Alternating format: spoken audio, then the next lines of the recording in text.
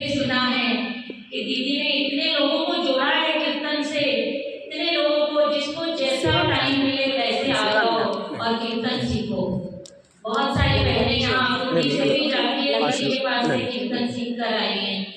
तो दीदी ने बहुत ही प्यार से, माफ करना, आजकल जोड़ने वाले बहुत ही कम मिलते हैं, दुनिया तोड़ने वालों से भरी पड़ी है। जहाँ भी जाओगे ना, कहीं आप जुड़ तो जाओ थोड़े दिन के लिए, आप अच्छे बन जाओ, सेवा करो, सिमरन करो, वहीं पर तोड़ने वाले हजारों खड़े हो जाएंगे आपको कि कैसे इनको तोड़ा जाए, कैसे इनकी श्रद्धा को इतना तोड़ा जाए कि ये आए ही ना। इतने लोग आजकल ऐसा कलयुग आ गया, ये सब हम रोज नित्य नेम में जाना, वाणी पढ़ना, कीर्तन करना बहुत बड़ा सौभाग्य है।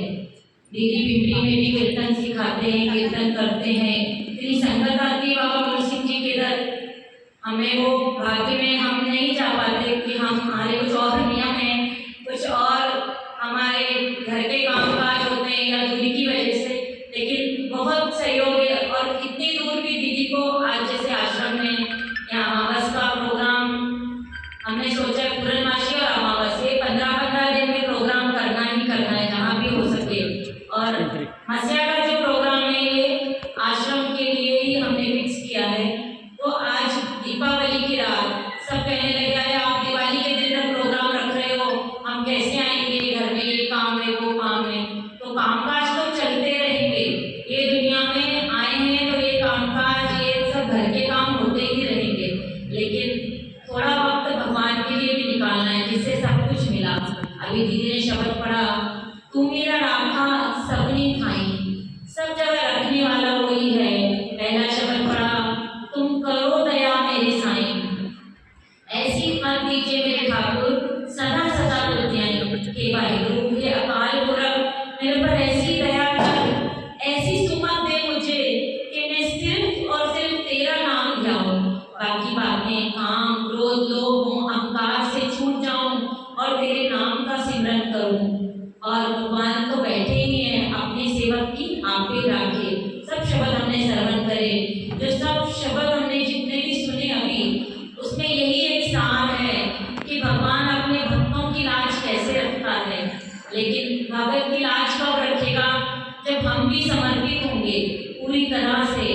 घर के कामकाज छोड़ के आज आप आए हो ना यहाँ पर, ये जो हम बोलते हैं दिवाली है, लेकिन दिवाली का अर्थ हमें मालूम है। सिख धर्म इतिहास में दिवाली का जो समागम मनाया जाता है हर गुरुद्वारे में, उसका इतिहास क्या है वो शायद बहुत ही कम लोगों को पता होगा। 6वें गुरु श्री गुरु हरगोविंद साहिब जी को मुगल बादशाह जहांगीर ने ग्वालियर के किले में कैद किया था। ग्वालियर के किले में हमारे गुरु को श्री गुरु हरगोविंद साहिब जी को कैद किया था, जहाँ पर पहले से ही 52 राजा 52 राजा पहले से ही कैद थे। तो गुरु हरगोविंद साहिब तो गए थे सबका उद्धार करने, तो वहाँ पर बैठकर अपना नाम सिमरन करने लगे।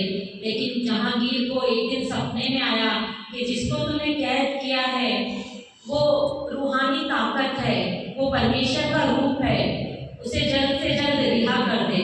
तो जैसे जहांगीर को अपनी गलती का एहसास हुआ, उसने गुरु को हरगोविंद साहिब से आके माफी मांगी और कहा कि मैं आपको रिहा करता हूँ। अब गुरुजी तो चुपचाप कैद क्यों हुए थे, क्योंकि वो 52 राजाओं को भी इस कैद से छुड़ाना था मुगलों की। तो गुरु हरगोविंद साहिब जी ने ये शर्त रखी कि मैं तो रिहा होऊंगा, लेकिन मेरे साथ साथ तुम्हें इन 52 राजाओं को भी रिहा करना पड़ेगा। लेकिन उनकी शर्त थी कि जो आपका पल्ला पकड़ेगा ना वही रिहा हो सकता है, जो आपके साथ जा सकेगा वो चला जाए।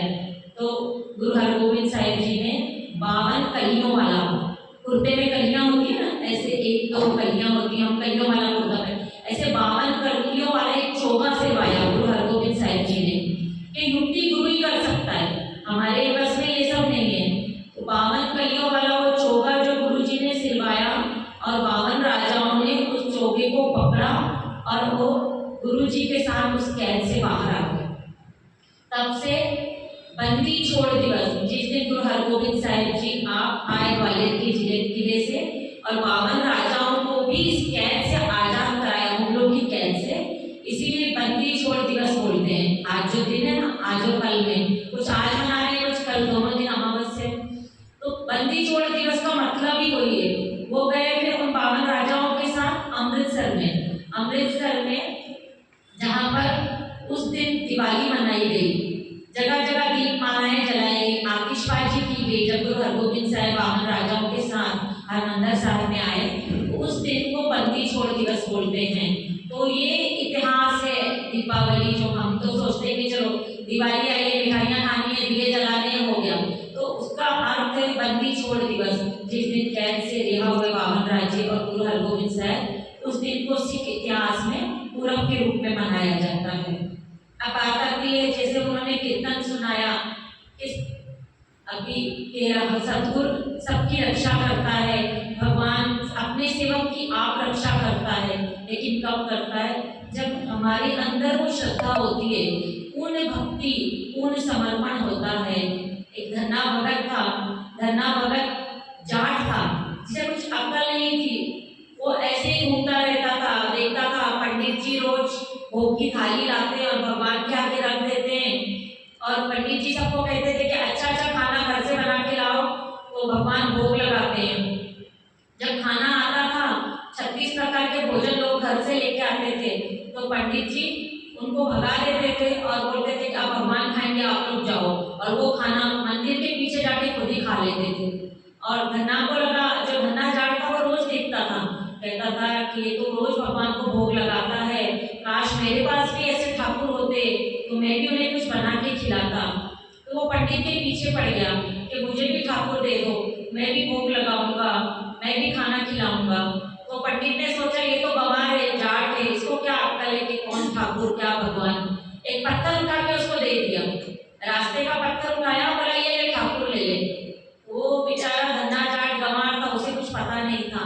उसने उसे नहला धुला के ठाकुर को मंदिर में रख दिया, अपने घर में रख दिया, घर के ही अंदर रख के बैठ गया उसके सामने। बोलने लगा मैं क्या बनाऊं, मुझे तो कुछ बनाना नहीं आता। फिर उसने जवारी की रोटी बोलते हैं जिसे डोडा सिंधी में भी बोलते हैं, वो बनाया। साथ में जाट था तो लस्सी बनाई, लस्सी का छाछ का गिलास रखा, और वो जो रोटी उसने बनाई थी वो रखी ठाकुर के आगे। तो कहने लगा मेरे को तो यही आता है भगवान, पंडित के जैसा मेरे पास 36 प्रकार का भोजन नहीं है, तो आप इसी को भोग लगा लो। तो भगवान तो सच में भोग नहीं लगाते थे, वो तो पंडित ही खाना खाता था, लेकिन इस बेचारे को क्या पता। वो आंख बंद करके बैठ गया और सामने बोलने लगा जब आप खाना खाओगे तो ही मैं खाना खाऊंगा। तो एक पल बीत गया, 2 घंटे बीत गए, 4 घंटे बीत गए, आधी रात हो गई। तब भगवान ने सोचा कि ये तो सच्चा भगत है, मेरी भक्ति में इतना लीन होकर बैठा है कि ये सच में इसकी भोली भक्ति के आगे मुझे झुकना पड़ेगा। तो उस वक्त ठाकुर जी उस पत्थर में से प्रकट हुए, क्योंकि गोविंद भाव भगत का भूखा, वो तो तेरी भक्ति का भूखा है, उसे ये सब दिखावा पैसे और तुम्हारे 36 प्रकार के भोजन में कुछ मजा नहीं, भगवान को वो सब बातों का आनंद नहीं है। तभी तो शबरी के झूठे पेड़ खा लिए ना, झूठे पेड़ शबरी ने खिलाए थे ना भगवान राम को, तो भगवान ने खा लिए, क्योंकि गोविंद भाव भगत का भूखा। जब भगवान ने देखा कि धन्ना तो आज नहीं उठेगा, भूखा प्यासा बैठा रहेगा, तो भगवान ने उसे दर्शन दिए और वो खाना ग्रहण किया। और उसके बाद उसकी भक्ति ऐसी हुई कि रोज वो उसी तरह से भगवान को भोजन खिलाता था और ठाकुर जी भोजन खाते थे। और इसी तरह वो गांव का गंवार, एक दिन गांव में खेत आ गए, उसके खेतों में हरियाली हो गई, सारे खेत हरे भरे हो गए। एक दिन आराम से सेठ के जैसा बैठा, पेड़ की छांव के नीचे वो बैठा हुआ है और ठाठ से बैठा है। तो वही पंडित वहां से जा रहा है, कहने लगा भाई धन्ना, कहने लगा मैंने इसको दिया था ठाकुर, इसने फेंक फूक दिया होगा, कुछ हुआ तो हुआ नहीं होगा। तो पंडित ने बोला ठीक है भाई, तेरे ठाकुर जी का क्या हाल है? तो धन्ना भगत ने बोला वो देखो ठाकुर जी। पंडित ने देखा खेत में भगवान खुद उसके हल जोत रहे, भगवान खुद धन्ना भगत के खेत में हल चला रहे और धन्ना भगत आराम से पेड़ की छांव के नीचे बैठा। तो ये है भगवान की भक्ति का फल। कहने लगा आपने जो ठाकुर दिया था ना, पहले तो वो माना ही नहीं, उन्होंने खाना खाया ही नहीं, लेकिन खाया तो फिर ऐसा खाया कि देखो आज वो मेरे लिए काम कर रहे और मैं आराम कर रहा हूँ। आप भगवान की भक्ति में इतने लीन हो जाएंगे ना, तो उस दिन भगवान खुद आपके सारे काम करेगा। क्योंकि संसार के कागज आप रोया, हर पाप करावण आया राम, धरत सुहागी भाल सुहावा, विच अमृत जल छाया राम। क्योंकि वो भक्तों के कार्य के लिए ही है, उसे तो हमारे काम करने हैं, सिर्फ हमने भक्ति से, शक्ति से, प्रेम से भगवान को समर्पित होना है। आइए आप सब आनंद साहब का पाठ करें समाप्ति।